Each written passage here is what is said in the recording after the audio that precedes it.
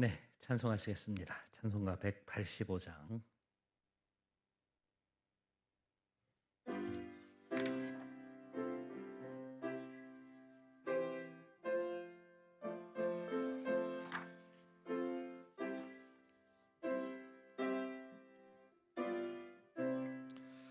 이 기쁜 소식을 온 세상 전하세. 큰 환난 고통을 당하는 자에게 주 믿는 성도들 다 전할 소식을 성령이 오셨네. 성령이 오셨네. 성령이 오셨네. 내 주에 보내신 성령이 오셨네. 이 기쁜 소식을 온 세상 전하세. 성령이 오셨네.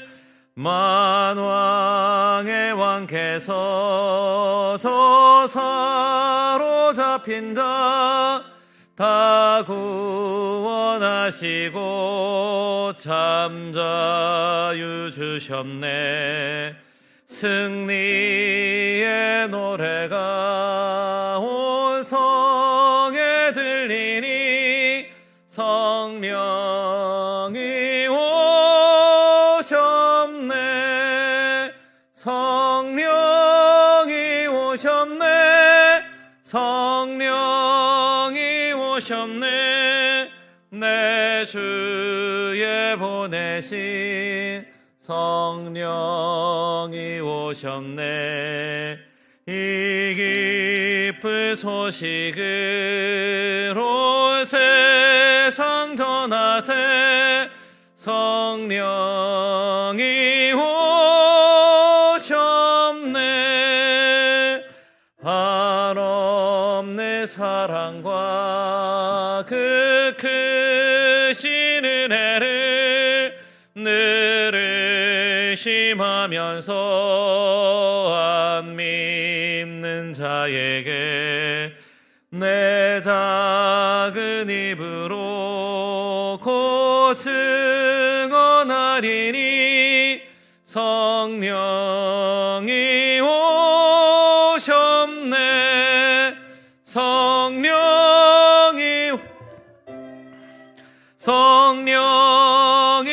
오셨네. 내 주님 보내신 성령이 오셨네. 이 기쁜 소식을 온 세상 전하세. 성령이 오셨네. 아멘. 408장 찬송하시겠습니다.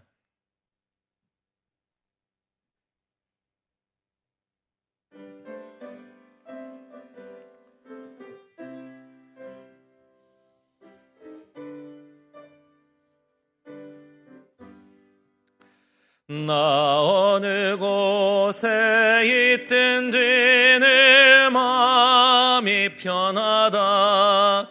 주 예수 주신 평안함 늘 충만하도다. 나의 마음속이 늘 평안해. 나의 마음속이 늘 평안해. 악한 죄 파도가 많으나 마음이 늘 평안해. 내 맘에 솟는 영생수 한없이 흐르니 목마름 다시 없으며 늘 평안하도다. 나의 마음속이 늘 평안해. 나의 맘속이 늘 평안해 악한 죄 파도가 많으나 마음이 늘 평안해 주 예수의 사랑을 영원치 못하네 그 사랑 내 맘 여시고 소망을 주셨네 나의 맘속이 늘 평안해 나의 맘속이 늘 평안해 악한 죄 파도가 많으나 마음이 늘 평안해 주 예수 온갖 고난에 왜 몸소 당했나 주 함께 고난 받으면 멸류관 얻겠네 나의 맘속이 늘 평안해 나의 맘속이 늘 평안해 악한 죄 파도가 많으나 마음이 늘 평안해 414장 찬송하시겠습니다.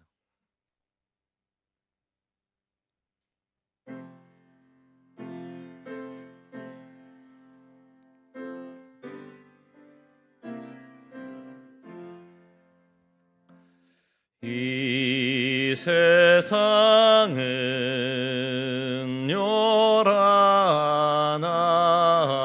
요란하나 내 마음은 늘 편하다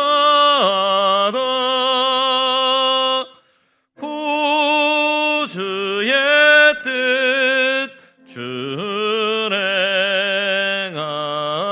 준행하니 참 기쁨이 내 것일세 이 세상은 늘 변하고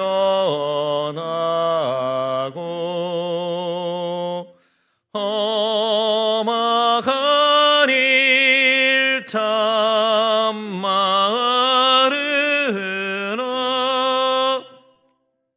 주 은혜만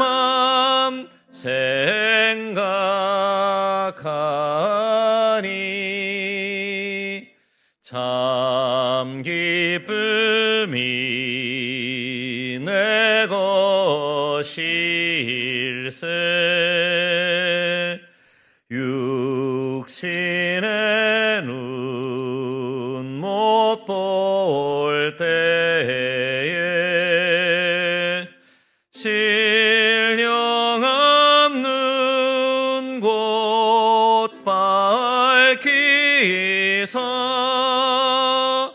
첫 천성문 보게 하니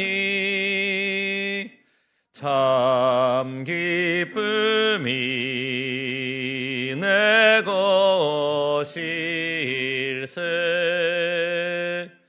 내 마음과 내 영혼이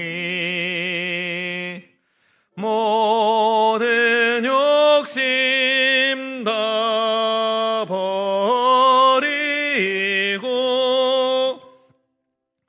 주 은혜로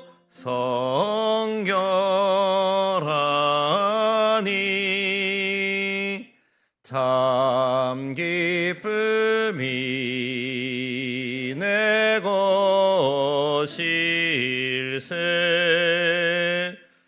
이 육신의 복락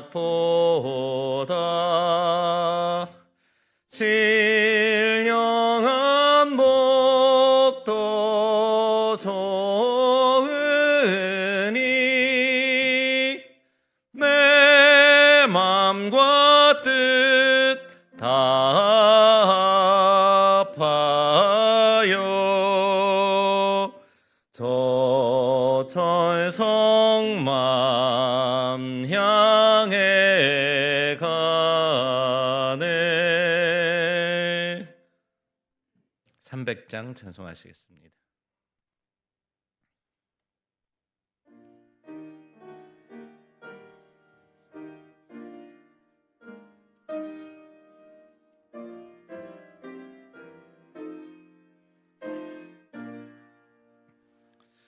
내 맘이 낙심되며 근심에 눌릴 때 주께서 내게 오사 위로해 주시네. 가는 길 캄캄하고 괴로움 많으나 주께서 함께하며 내 짐을 지시네. 그네가 내게 족하네. 그네가 족하네. 이 괴로울 세상 지날 때 그네가 족하네. 희망이 사라지고 친구 날 버릴 때 주 내게 속삭이며 새 희망 주시네. 싸움이 맹렬하여 두려워 떨 때에 승리의 왕이 되심 주 음성 들리네. 그네가 내게 족하네. 그네가 족하네. 이 괴로운 세상 지날 때 그네가 족하네. 번민이 가득 차고 눈물이 흐를 때 주 나의 곁에 오사 위로해 주시네. 환난이 닥쳐와서 어려움 당할 때 주님의 능력이 원수를 이기네. 그네가 내게 족하네. 그네가 족하네. 이 괴로운 세상 지날 때 그네가 족하네.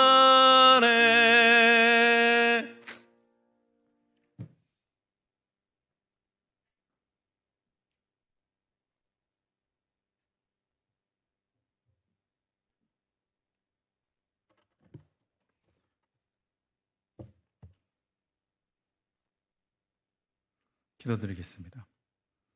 하나님 아버지 감사합니다. 이 수요일 저녁 저희들에게 그동안에 주어진 일상에서 주님께서 주신 일들을 최선을 다해 열심히 살아가고자 했던 주의 사람들이 주님 앞에 모여 주의 말씀으로 새 힘을 얻게 해주시고 주의 말씀을 통해서 그 말씀의 뜻을 좀 더 깊이 깨달아서 우리가 또한 어떻게 살아가야 될지를, 어떻게 살아가는 것이 주님 뜻에 합당한 것인지를 다시 확인하고 은혜 받을 수 있는 이 이 저녁의 자리를 허락해 주신 것 감사합니다. 그러므로 오직 주의 말씀만 사모하는 이 자리가 되게 해주시고 이 자리를 통해 주시는 그 말씀으로 인해 힘을 얻는 복된 자리가 되게 하여 주시옵소서. 예수님의 이름으로 기도드립니다. 아멘. 계속해서 우리에게 주시는 하나님의 말씀이죠. 누가복음 17장 11절부터 21절까지의 말씀을 우리가 한 절씩 나누도록 하겠습니다.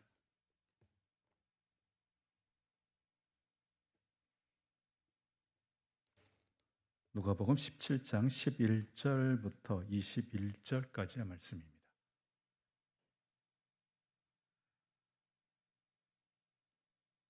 17장 11절부터 21절입니다. 한 절씩 나눠 읽고 마지막 절 함께 읽겠습니다. 예수께서 예루살렘으로 가실 때 사마리아와 갈릴리 사이로 지나가시다가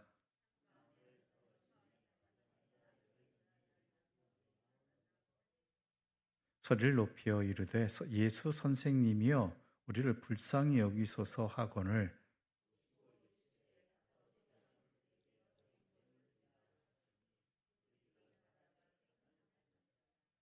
그 중에 한 사람이 자기가 낳은 것을 보고 큰 소리로 하나님께 영광을 돌리며 돌아와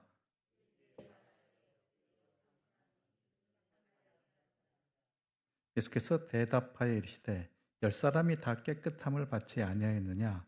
그 9은 어디 있느냐?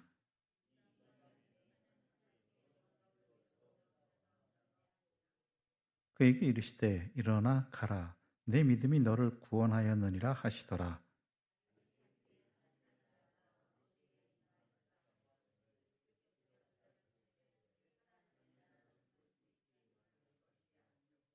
함께 읽겠습니다. 또 여기 있다 저기 있다고도 못하리니 하나님의 나라는 너희 안에 있느니라.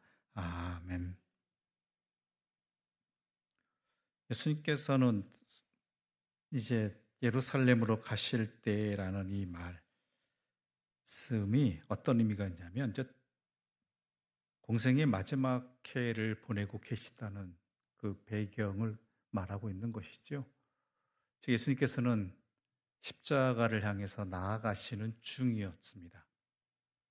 그런 상황 가운데 마음은 급하실 수 있고요. 급하다는 의미가 우리가 일반적으로 말하는 급하다는 의미가 아니라요.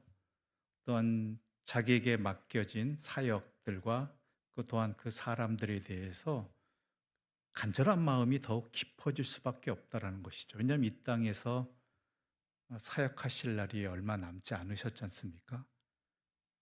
그런데 제자들이나 아니면은 다른 유대인들이나 또한 그 외 여러 이방인들로 표현되어지는 그런 사람들의 모습이 여전히 답보 상태에 머물러 있다는 것이죠.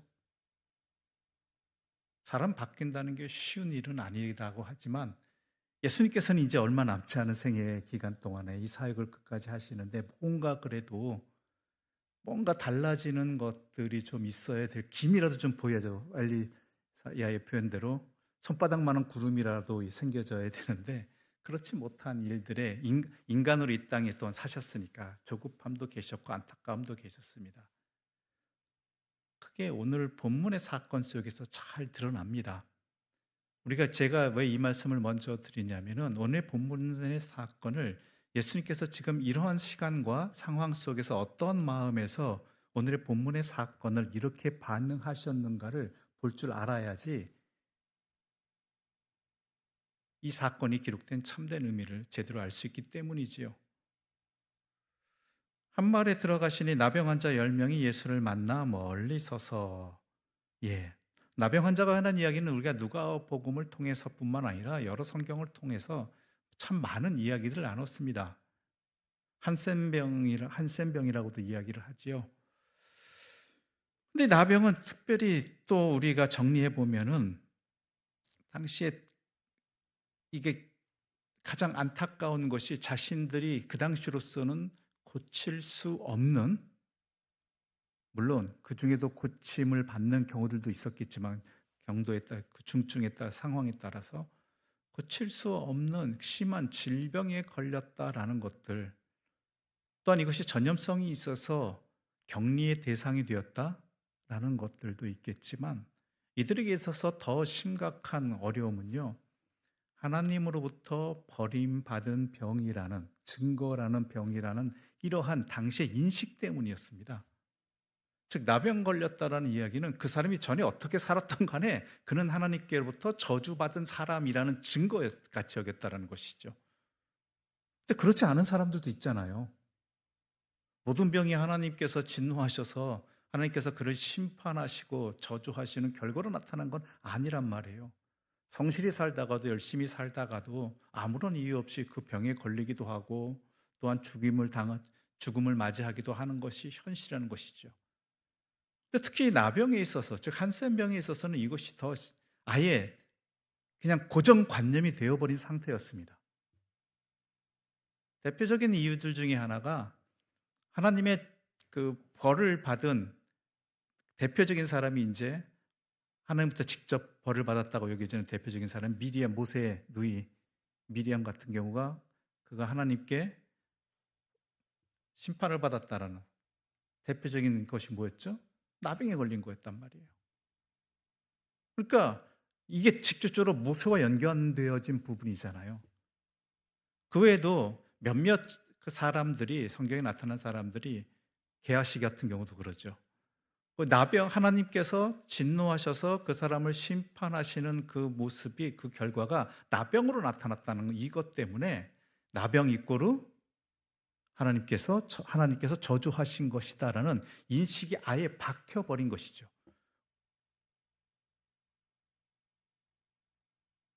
그러니까 어떤 특수한 경우가 보편화가 되어버렸다, 일반화가 되어버렸다라는 것입니다. 그러니까 이것이 이 사람들에겐 더 힘든 것이죠. 사회적 인식도 그렇지만은 자신들마저도 병에 걸린 자신들마저도 하나님으로부터 저주받았다. 하나님께서 그들을 버리셨다라는 그러한 병으로 인식되어 버렸기 때문이죠. 특히 고칠 수 없는 질병에 있어서 그 당시 사람들이 의지하고 붙들 수 있는 사람은 누구예요? 붙들 수 있는 존재는 하나님밖에 없잖아요. 인간의 힘으로 못 고치는데. 그런데 그 하나님으로부터 저주받았다, 심판받았다는 이미 결론이 나버린 상태니까 이거는 이것이 더 힘든 일이 되어버리는 것이죠. 이런 인식은 당시 일반 사람들에게도 당연하게 여겨져 가지고요. 나병 환자에게 돌을 던지는 것 또한 그의 목숨을 하찮게 여기는 것에 대해서 당연하게 여겼던 그런 시대였어요. 왜요? 하나님의 저주를 받은 사람들이었기 때문에. 그 무엇보다 증표가 있잖아요. 나병에 걸렸다라는 것들. 그래서 이 사람들은 전에 말씀드린 대로 격리되어져야만 했다는 것이죠. 특히 이스라엘은 이것에 대해서 더 엄격했습니다.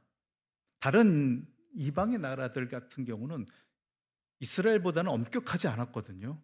격리에 대해서. 아까도 얘기한 게하시에게 나오는 또 한 사람의 나병 환자가 있죠. 나아만 장군. 그런데 그는 아람의 국방부 장관이었는데 한센시 병세 나병 환자였음에도 불구하고 정무를 받고 국가 일을 했단 말이에요. 전쟁에 나가서 공을 세우기도 하고요. 왕을 모시고 자신들이 모시던 신전에 들어가서 자유롭게 그 제사를 지낼 수 있었던 사람이 나아만 장군이라는 거죠. 그러니까 그가 권력자였기 때문이다라는 인식보다는요, 당시 아람의 지역 속에서는 이 나병에 대해서 그러한 하늘의 벌이다라는 천병이라는 이러한 개념이 없었다라는 것으로 보는 게 더 익숙합니다. 그리고 누구나 걸릴 수 있다 이렇게 생각한 것이지요. 근데 이스라엘에서는 결코 그런 일이 받아들일 수가 없는 것이죠. 하나님의 저주니까. 그래서 이들은 성 밖에서 지냈습니다. 성 밖에서 지냈다는 의미는요, 그들은 생명이 아니라는 것입니다. 당시 생명을 보존하는 것은 성 안에 있는 것이었거든요. 성 밖에 있다가도 적군이 쳐들어올 때 다 무슨 일을 하던 간에 다 성 안으로 들어오게 했는데 이 사람들은 절대 못 들어왔다는 것이죠. 그렇게 아람 군대와의 전쟁에서도 어땠어요? 성 밖에 있었기 때문에 우리가 어차피 죽을 것이니까 배고파 죽느니 차라리 적군에게 가서 어떻게든 살아보자, 먹기라도 해보자라는 식으로 갔을 때 그런 기적과 같은 사건의 증인이 될 수 있었던 것이죠. 그러니까 이 사람들은 이스라엘 백성의 숫자에도 들어가지 못하는 상황이 되는 것입니다. 특히 전에 말씀드린 것 같은데 윌리엄 바클레라는 신학자에 의하면 이 한센 병자는 그 어떤 사람과도 4규빗 1.8m 이상의 거리를 둬야 됐죠. 최소한 1.8m. 근데 바람이 분다? 그러면은 100규빗까지도 늘어난다고 합니다. 약 한 45m 정도 되는 것이죠. 바람이 불 때면은 그 전염성이 있다고 해서 아예 45m 이상은 떨어져야 되는 그러한 대가를 처우를 받았던 사람들이 있죠. 그래서 맨날 자기들은 부정하다고 외쳤어야만 했던 사람들이 있죠. 그렇기 때문에 오늘 본문에서 멀리 설 수밖에 없었던 것입니다. 멀리 설 수밖에. 그러면서 이들이 소리 높여 외칩니다. 이 선생님이야 우리를 불쌍히 여기소서. 그러자 예수님께서 뭐라 그러셔요? 14절 함께 읽어볼까요? 14절 말씀입니다. 함께 읽겠습니다. 후시고 이르시되 가서 제사장들에게 너희 몸을 보이라 하셨더니 그들이 가다가 깨끗함을 받은지라. 자초지종도 없습니다. 제사장에게 너희 몸을 보이라. 그러다 얘들이 가다가 깨끗함을 받은지라. 이 한센 병이 낫는다는 건 이건 기적과 같은 일이거든요. 말도 안 되는 일. 그것도 뭐 가다가 그럼 이것이 자세히 기록되어야 되는 게 맞아요. 그래서 이들이 어떠한 절차를 밟았다. 특히 한센병이 나병이라고 표현하기, 앞으로 나병으로 표현하기 여러분에게 익숙하니까 나병에 대해서 이것이 이들이 사회에 복귀되어지고 제사장으로부터 인정을 받고 복귀되어져 가는 과정 속에서 굉장히 많은 절차들이 있거든요. 그만큼 중한 병이기 때문에. 근데 그런 것들이 다 생략되어 있습니다. 그 얘기는 뭐냐? 중요한 것은 이들이 병 고침을 받았다는 것이 아니라 뒤에 나오는 이야기가 정말 예수님께서 하시고자 누가가 전하고자 하는 핵심이라는 것이죠. 그것을 오늘 본문을 읽어보면요, 그것이 너무나 노골적으로 잘 드러나 있어요. 우리 15절과 16절 말씀 함께 읽어볼까요? 15절과 16절 말씀입니다. 함께 읽겠습니다. 그 중에 한 사람이 자기가 낳은 것을 보고 큰 소리로 하나님께 영광을 돌리며 돌아와 예수의 발 아래 엎드려 감사하니 그는 사마리아 사람이라. 갑자기 사마리아 사람이라는 이 한 사람의 정체성이 기록되어져 버립니다. 앞에서 이 사람이 이전엔 사마리아 사람 아니었습니까? 사마리아 사람이었잖아요. 근데 앞에서 뭐라 그래요? 나병 환자 10명. 그런데 15절 이후에는 한 사람이라고 표현됐다가 16절에서는 뭐라고요? 사마리아 사람이다라고 이야기하고 있다는 것이죠.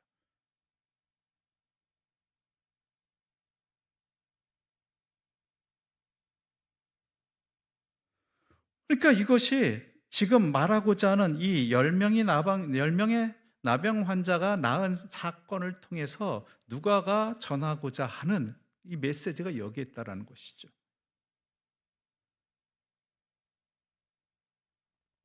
이 한 사람이 어떤 사람이냐? 사마리아 사람이라는 것이죠. 근데 갑자기 왜 사마리아 사람이 등장하느냐? 앞에서 나병 환자였을 때는 그냥 10명이었어요. 그런데 고침을 받고 난 다음에는 이 사람은 사마리아 사람이 되어버리고 나머지 9은 뭐죠? 유대인일 것 같아요. 유대인이라는 것이죠.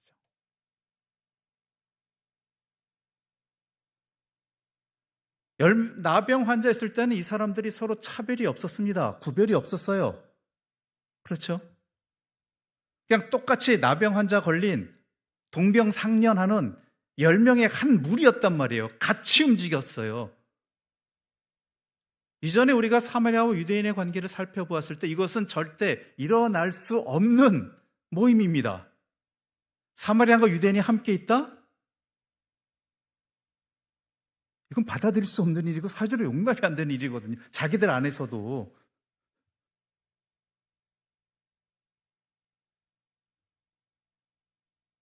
그러나 이들에게 있어서 나병이라는 이것은요, 이 모든 차별이나 차이를 아무 무의미하게 만들어 버렸다라는 것이죠.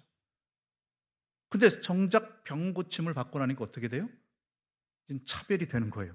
너는 유대인이고 너는 사마리아 사람이 되어버린 거예요.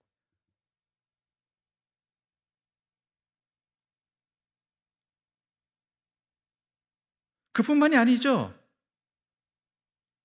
우리 17절과 18절 말씀 함께 읽어볼까요? 17절과 18절 말씀입니다. 함께 읽어보겠습니다. 예수께서 대답하여 이르시되 10사람이 다 깨끗함을 받지 아니하였느냐? 그 9은 어디 있느냐? 이 이방인 외에는 하나님께 영광을 돌리러 돌아온 자가 없느냐 하시고, 예수님께서는 이 10사람이라고 얘기하세요. 이미 이 병고침을 받은 이 10사람 사이에는 유대인과 사마리아인이 구별되어져 버렸거든요. 나눠졌다는 얘기예요. 차별이 다시 살아났다는 얘기예요. 근데 예수님 어떻게 보셔요? 이 10사람. 근데 예수님은 어떠셔요? 9은 어디 있냐 구별 짓는 것은 하나님 앞에 나와 감사를 한 이 이방인 외에 나머지 9사람은 도대체 어디 있느냐고 하는데, 이건 예수님께서 안타까워하시는 거죠.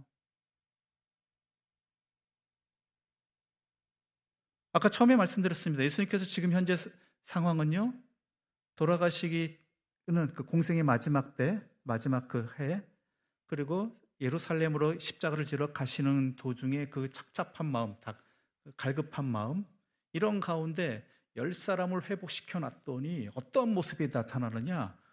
힘들고 어려울 때는 함께 있더니 정작 병이 낫고 난 다음에는 갈라도로 옛 사람을 버리지 못하는 그 습관이 보여지고요. 그뿐만 아니라 하나님 앞에서 고침을 받았음에도 불구하고 자신의 일상을 돌아가는 것은 그토록 열심이면서도 하나님 앞에 병고침을 받은 자로서 합당하게 살아가는 그 삶의 모습은 이 한 사람밖에 없었다라는 거예요. 10 중 9은 그냥 옛사람으로 돌아갔다는 것이에요. 옛사람으로. 얼마나 답답하시겠어요? 이스라엘 백성에게 예수님께서는 공생기간 동안 많은 기적도 베푸셨고요. 그리고 많은 권능의 말씀을 가르치셨고요. 이전에 이런 말씀을 들어본 적이 없다고 할 정도의 그런 말씀도 가르쳐 주셨고 행해 주셨단 말이에요. 제자들을 포함해서 다. 그런데 그에 합당한 반응을 보인 사람이 얼마나 되었느냐라는 것이죠.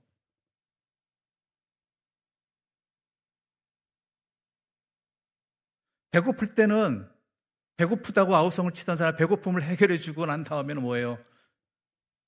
그 다음에는 그 사람들이 예수를 십자가에 못 박으러 소리 지르는 사람들 아니면 침묵하는 사람들이 되어버렸잖아요. 예수님의 제자들은 또 어떻습니까? 예수님과 함께 먹고 마시고 자고 같이 다니면서 특별한 가르침도 받았단 말이에요. 근데 한 놈은 팔고 있고요. 팔 것이고요. 나머지는 뭐예요? 나머지 또 한 사람은 나는 이 사람 모른다라고 욕하면서 3번씩이나 부인을 하고요. 나머지 제자들은 다 도망가 버렸잖아요. 그러니까 9에 대한 이 말씀은요, 이 9은 어디 있느냐, 이 말씀은요, 고침을 받은 자로서 왜 그에 합당한 하나님의 자녀로 회복된 그 삶을 왜 살지 못하고 옛사람으로 돌아갔느냐라는 안타까움이 이 9을 향한 말씀이 되는 거예요. 감사를 모른다 그런 차원의 문제가 아니에요. 병고침 받았으면 와서 감사하다고 해야지 인사도 모르느냐 차원의 그런 혼냄이 아니에요. 안타까워하시는 거예요. 왜 병고침을 받았으면, 고침을 받았으면, 육체의 고침뿐만 아니라 영적인 고침도 받았다라면 그에 합당한 삶을 살아야 되는데 왜 도로 옛사람으로 돌아가느냐라는 것이죠. 우리들 주변에서도 흔히 벌어지는 일들 아닙니까? 무슨 사고를 당하거나 무슨 아픔을 당했어요. 또 어떤 경제적인 어려움이 있거나 관계적인 어려움이 있어요. 그래서 하나님 앞에 도움을 구합니다. 하나님의 간절한 응답을 구하는 기도를 하죠. 또 우리들 자녀 같은 경우는 뭐 시험을 앞두고 합격이나 뭐 이런 것들, 뭐 여러 가지 요청들을 기도를 하죠. 그래서 하나님께서 응답을 해주세요. 물론 내가 원하는 응답을 주시면 감사하고 때로는 원하지 않는 응답을 수도 있지만 아무튼 주셨어요. 그렇다면 그 응답을 받은 자로서 하나님의 은혜를 입은 자로서 합당한 삶으로 그 다음에 변화되어서 살아가야 되는데 예전 모습 그대로 돌아가 버린다라는 것이죠.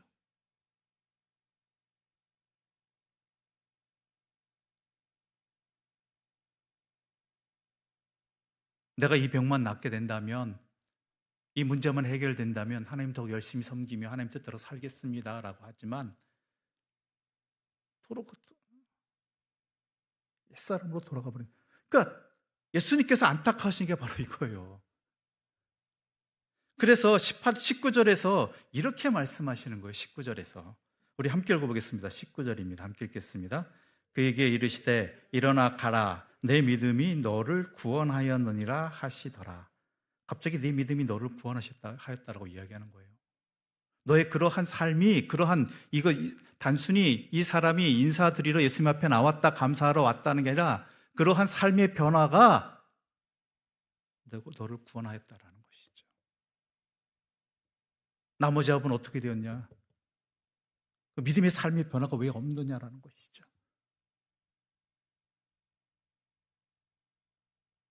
병은 고침을 받았을지 모르겠지만 이 9명이 구원에서는 떨어진 자가 되어버리는 것입니다.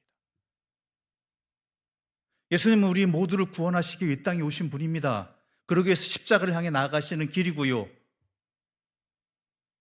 그런데 10명이 고침을 받았는데, 삶의 변화가 주어졌는데, 하나님으로부터 저주받은 자에서 이제는 하나님의 은혜를 입은 자로서 그 삶이 바뀌었는데 왜 그의 합당한 삶을 살아가지 못하고 옛사람으로 돌아가고 있느냐? 그 대표적인 모습이 뭐예요? 유대인하고 사마리아가 차별하고 있는 옛사람의 습관을 버리지 못하고 있다는 것이죠. 힘들고 아플 때는 하나였는데 차별이 없었는데,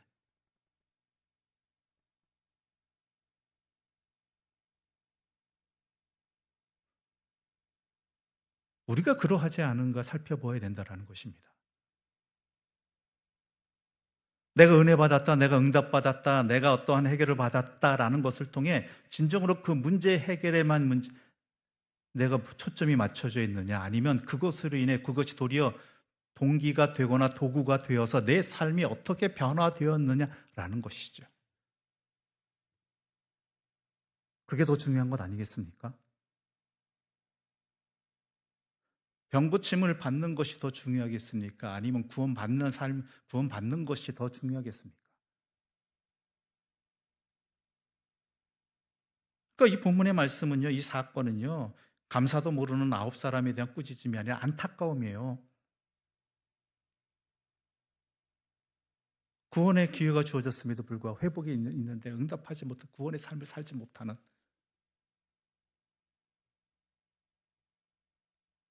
이런 안타까움이 오늘 본문에서 말하고자 하는 바인 것이죠.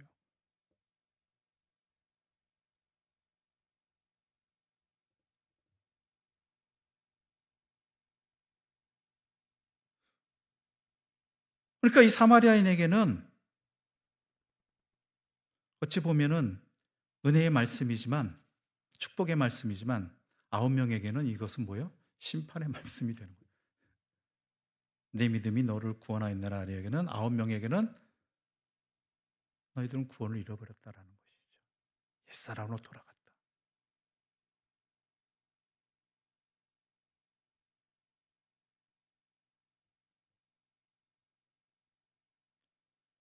우리는 어떤 주님의 음성을 듣게 될지 모르겠습니다. 우리의 삶이 그 모든 상황 속에서 이 9사람과 같은 모습으로 되돌아가고 있지는 않은지, 개인뿐만 아니죠, 교회들도 마찬가지가 될 것 같아요. 여러 가지 어려움들 상황 속에 있었습니다. 그 상황 가운데서 하나님 앞에서 자신을 돌아보는 기회가 되었고 고쳐나감의 기회가 되었느냐, 아니면은 이제 하나님께서 회복을 주셨으니까, 병 고침을 해주셨으니까, 문제 해결해 주셨으니까 옛 모습으로 돌아가는 그러한 안타까운 모습들이 또한 교회 안에 일어나고 있지 않느냐라는 것이죠. 버려야 될 것들을 버리지 못하고 행해야 될 것들을 행하지 못하고 무엇이 중요한지 놓쳐버리는 그러한 삶으로 돌아가고 있지 않느냐라는 것이죠.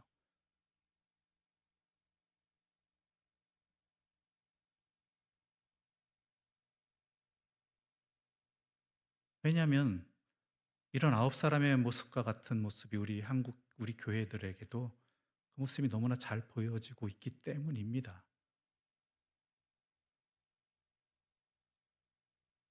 그런 안타까운 주님의 음성이 우리 교회들에게 들려지는 하나님의 음성이 되기도 하기 때문입니다. 그저 어려운 시기 지났다는 것이 문제가 아니, 그것이 해결됐다는 것이 그저 중요한, 그래서 옛 모습으로 돌아가는 모습이 우리들의 모습이 되지 않기를 바란다라는 것이죠.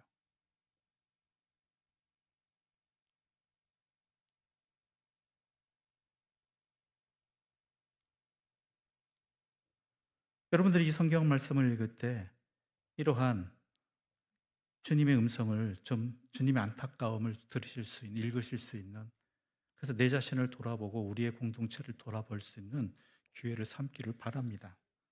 그런 가운데 이제 예수님께서 본격적으로 어떠한 것을 가르쳐 주시는 모습들이 나타나는데, 그 어떤 것이 뭐냐면 하나님 나라이거든요. 왜냐하면 하나님 나라에 대해서는 당시의 인식이 뭐가 있었냐면은 메시아가 오시면 하나님 나라가 임한다였어요. 그런데 하나님 나라에 대해서 다들 각자가 예수님 생각하시는 것과 유대인들이 바라는 것은 전혀 달랐다라는 것이죠.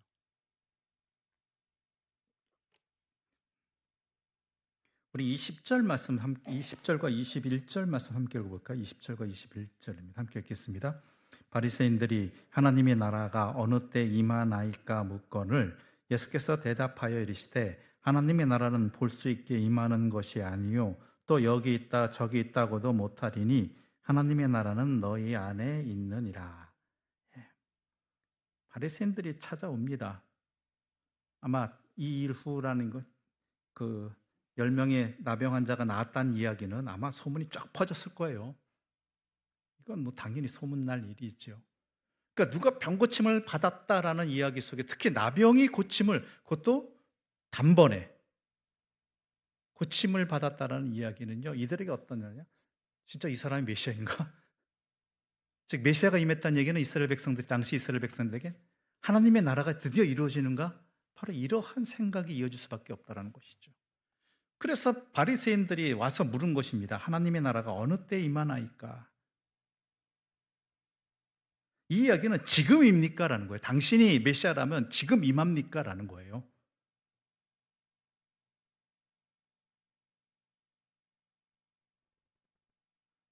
그런데요, 이 하나님 나라에 대해서 이 사람들이요, 이 바리새인들뿐만 아니라 제자들, 유대인들 다 잘못된 생각을 가지고 있었다는 거죠. 다른 생각을. 근데 그걸 못 버려요. 우리 성경 한 군데 찾아볼까요? 성경 한 군데. 사도행전 1장 6절부터 8절의 말씀입니다. 사도행전 1장 6절부터 8절의 말씀입니다.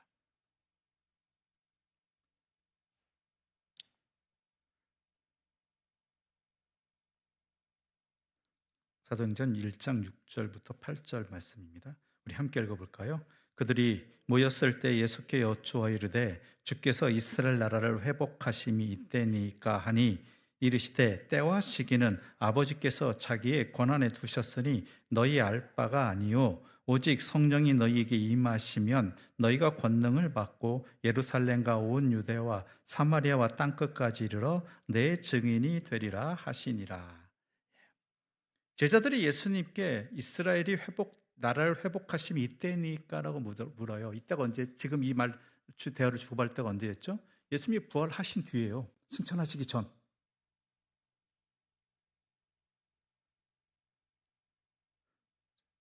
근데 이들은요, 예수님께서 잡히셔서 십자가에 죽음 당하시고 장사 지냄을 당하고 그다음에 사흘 만에 부활하신 이 모든 것들을 겪은 사람이거든요. 부활하신 주님을 만난 사람들인데 여전히 이 사람들의 관심은 뭐예요? 이스라엘을 회복하는 거. 이거에 관심이 있는 거예요. 주님이 왜 이 땅에 오셨는지 계속 가르침을 받았거든요. 십자가를 왜 지셨는지, 또한 부활하신 의미가 무엇인지 계속 가르침을 받았음에도 불구하고 이 제자들의 이 모든 것들을 함께한 제자들의 관심은 뭐예요? 이스라엘의 회복. 내 문제 언제 해결되느냐 이거예요. 내 문제 언제 해결되느냐.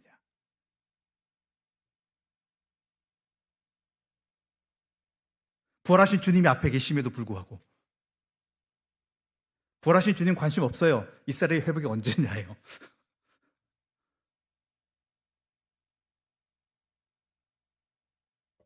제자들을 필두로 한 이 유대인들의 생각 속에서 이 이스라엘의 회복이 바로 하나님 나라라 생각하는 거예요. 이 사람들은 하나님 나라는 이스라엘의 회복이다.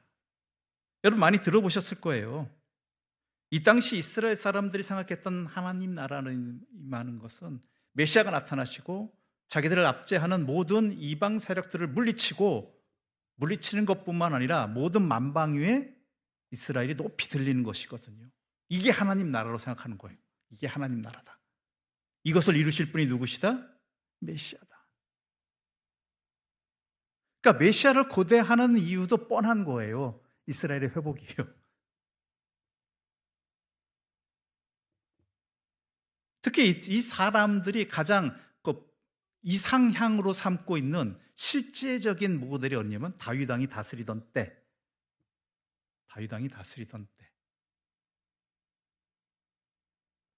그 이전까지 사울 왕 이전까지 블레셋 또한 여러 이방 민족의 침입 속에 시달리던 그것이 끝나버렸죠.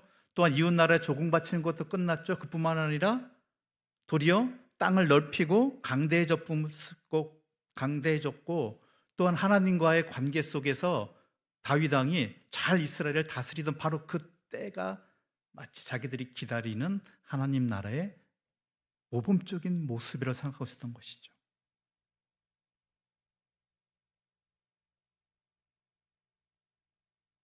근데 여러분이 잘 아시다시피 예수님이 말씀하시는 하나님 나라는 그게 아니잖아요.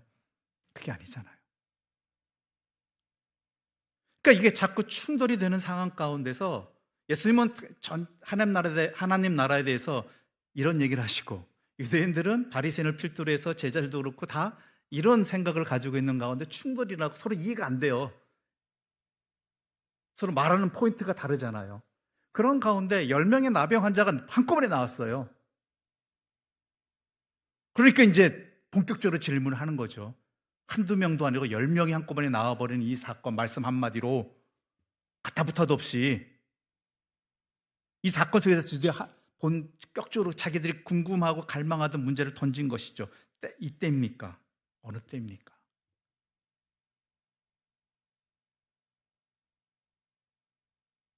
즉 언제 이루어질까라는 대답을 예수님 아실까라는 질문하고 또 하나는 진짜 당신이 메시아 맞느냐라는 거예요.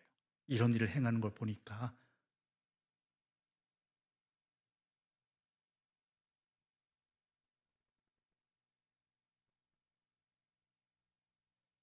거기에 대해서 예수님은 이렇게 답변하시죠. 하나님의 나라는 볼 수 있게 임하는 것이 아니요. 너희들이 말한 대로 이 땅이 이스라엘이 회복되어지고 땅을 정복하고 이방 민족이 축출되어지고 이러한 세상의 개념이 아니라는 것입니다. 또 여기 있다 저기 있다고도 못한다라는 이야기죠. 여기 있다 저기 있다고도 못한다는 이야기입니다. 중요한 포인트는 뭐가 있느냐? 하나님의 나라는 너희 안에 있느니라예요. 하나님 안에 나라는 너희 안에 있느니라. 너희가 생각하는 땅이 어떠한 제국이 이런 것들이 아니라 너희 안에 있다라는 것이죠. 그러니까 다시 한번 하나님의 나라에 대해서 분명히 말씀하고 계시는 것입니다.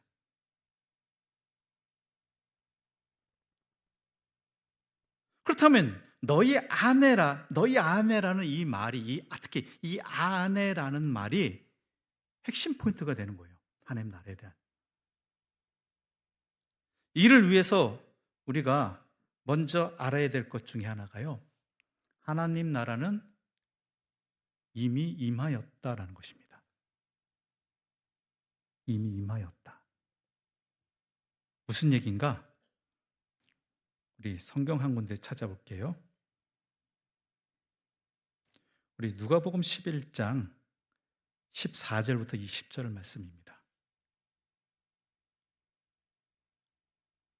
누가복음 11장 14절부터 20절입니다. 전에 나눈 이야기인데요. 우리 한 절씩 나눠 읽어볼까요? 예수께서 한 말 못하게 하는 귀신을 쫓아내시니 귀신이 나가매 말 못하는 사람이 말하는지라 무리들이 놀랍게 여겼으나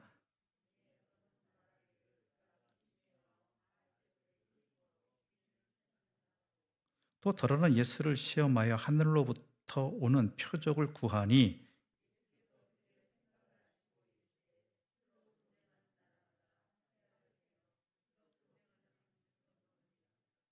너희 말이 내가 바알세불을 힘입어 귀신을 쫓아낸다 하니 만일 사탄이 스스로 분쟁하면 그의 나라가 어떻게 서겠느냐.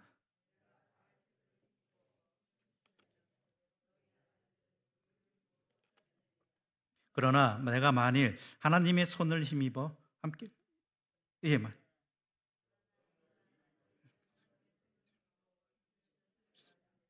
하나님의 나라가 이미 너희 임하였느니라. 예, 제가 너무 건너뛰었나요? 예,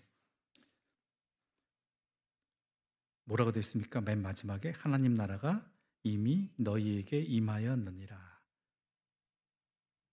즉 예수님께서 말 못하는 귀신을 쫓아내시는 사건을 통해서 사람들이 왈가왈부하는 거예요. 귀신 쫓아내는 거는 메시아밖에 할 수 없다. 하나님 나라가 임했다는 증거다. 그런데 어떤 사람들은 이게 인정하기 싫은 거예요. 예수가 메시아라는 것이. 그러니까 귀신의 힘을 힘입어 마귀 사탄의 힘을 힘입어서 쫓아내는 것이다라는 것에 대해서 예수님 비아냥거리는 그러한 모습들, 때로는 진짜 당신이 메시아라면 또 다른 거 해봐라 이런 사람들도 있었다는 거예요. 그런데 여기에 대해서 예수님께서는 어떻게 사탄끼리 서로 싸우겠느냐? 그러므로 하나님의 힘을 힘입어 하나님의 능력을 힘입어 귀신을 쫓아냈는데 그렇다면 이미 하나님 나라가 너희에게 임한 것이다라고 선언해 버리시죠. 예수님께서 공생애 시작하시면서 하신 첫 번째 말씀이 회개하라 천국 즉 하나님 나라가 가까웠느니라 라고 말했다는 것이죠. 이미 주님이 오심으로 인해서 하나님 나라가 이미 우리에게 임한 것입니다. 그런데요, 또 하나님 나라에 대한 또 다른 개념은 같이 이어져서 나오는 개념은요, 하나님 나라는 올 나라라는 것이에요. 올 나라. 즉 다시 오실 예수님에 의해서 완성되어지는 나라라는 것이죠.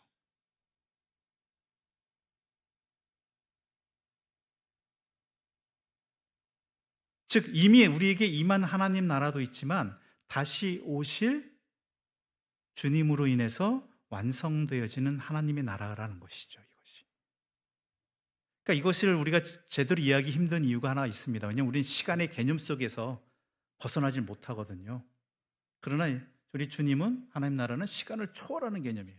이미 우리에게 임하기도 했지만 다시 완성되어질 임하실 나라라는 것이죠. 그런데 더 중요한 것은요, 지금 우리는 하나님 나라 가운데 우리 안에 있다라는 거, 우리가 하나님 나라 안에 있다라는 거예요. 과거 이미 예수님 이 땅에 오심으로 하나님 나라가 임하였고 지금 우리는 하나님 나라를 살아가고 있고 다시 오실 주님을 통해서 하나님 나라가 완성되어진다라는 개념이죠. 특히 오늘 본문은요, 너희 안에 있는 이라는 지금 현재 임재해 있는 하나님의 나라를 말하는 것입니다.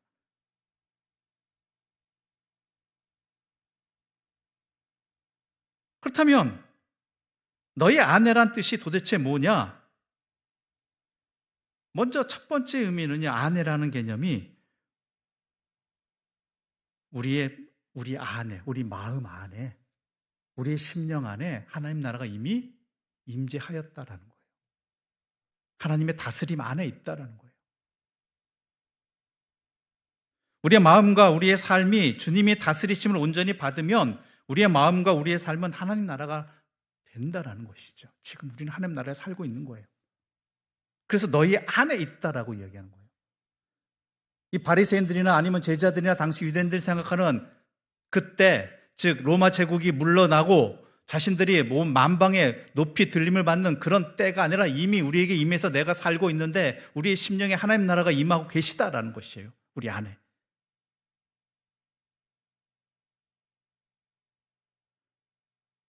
또 이 안에라는 의미는요, 그런 하나님과의 관계 속에 있다라는 거예요. 관계 속에.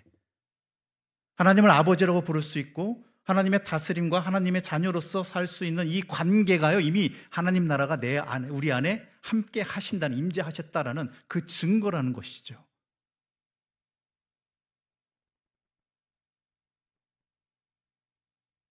그래서 예수님께서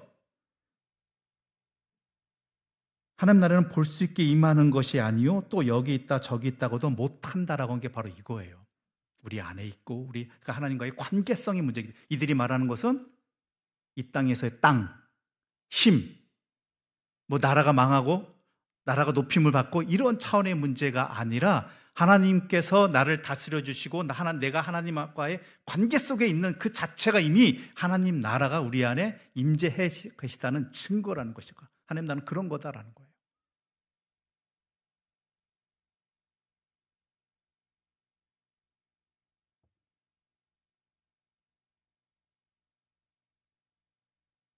그래서 너희 안에 있느니라는 이 표현 속에서도 현재형을 말씀하고 계시거든요.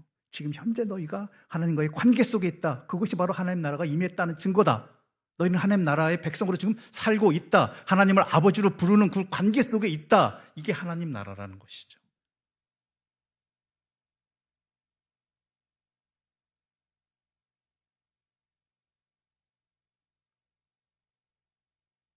그러니까 다음 시간에도 이 하나님 나라에 대해서 또한 우리가 이야기를 나누겠지만 먼저 이것부터 우리가 분명히 알고 가자는 것입니다. 주님께서 우리를 찾아오심이 이미 우리에게 임한 하나님의 나라입니다. 과거. 그리고 내가 지금 하나님과의 관계 속에서 내 안에 하나님을 모시고 살아가는 이것이 지금 내가 현재적인 하나님 나라를 살아가고 있는 것이고요. 그 하나님 나라는요, 다시 오실 주님에 의해서 완성되어진다라는 거예요.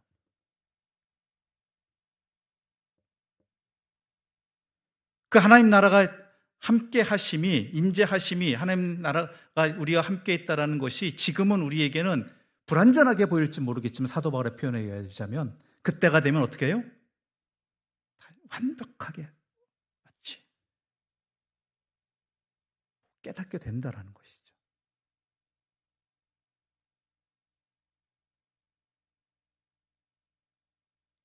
그게 완성입니다. 다시 오실 주님에 의해서. 그러므로 우리가 삶을 살아가면서요, 지금 우리는 내가 하나님과의 관계 속에서 하나님의 다스림 안에 살고 있다라는 분명한 인식을 가지고 살아야 되는 모습이 대표적인 게 뭐예요? 사마리아 나병 환자 중에 한 명이었던 사마리아 사람의 모습이에요. 똑같은 하나님의 임재 가운데 있고 하나님의 다스림 가운데 있고 하나님과의 관계 속에 살아가는 사람들이 할지라도요, 거기에 응답하지 못하고 제대로 하나님의 나라의 백성답게 살지 못하는 9명의 유대인들과 같은 삶이 대부분의 삶이었다라면 거기에 제대로 응답하는 삶은 사마리아 사람과 같은 모습이다라는 것이죠.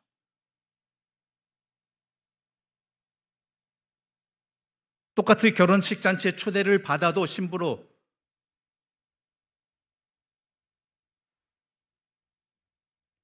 누구는 잔치에 들어가고 누구는 문 밖에서 슬피 우는 그런 일들이 벌어지게 된다는 것이죠.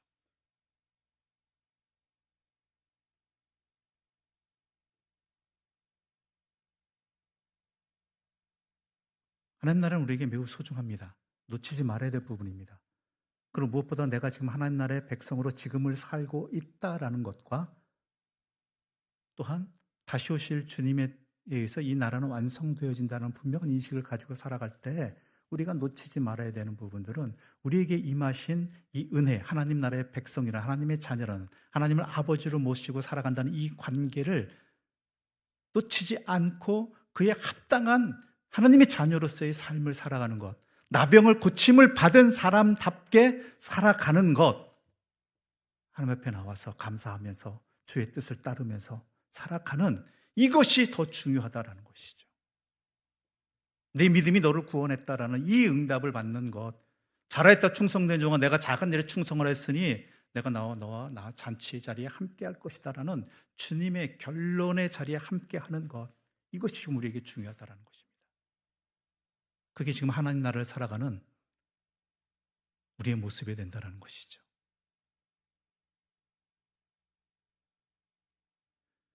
그렇게 살아가기를 바랍니다. 이미 우리는 고침을 받은 사람들이에요. 구속의 은혜를 입은 자들이에요. 근데 9명의 유대인과 같은 모습으로 되느냐? 아니면 은혜를 입은 자답게 하나님의 자녀로 회복된 자답게, 아까 처음 말씀드렸죠. 나병이 가장 힘든 이유 중에 하나는 하나님께로부터 저주를 받은 자, 버림을 받은 자라는 증거였는데 그게 우리의 실상이었잖아요. 그것이 예수 그리스도의 십자가의 은혜로 말미암아 이제 하나님의 자녀로 고침을 받았다라면 이 사마리아 사람처럼 주님 앞에 나와 주님의 자녀로서 주님의 은혜를 입은 자로서 거기에 합당하게 살아야 됨에도 불구하고 그렇지 못한 옛사람으로 돌아가는 우리가 되지 않아야 된다는 것이죠.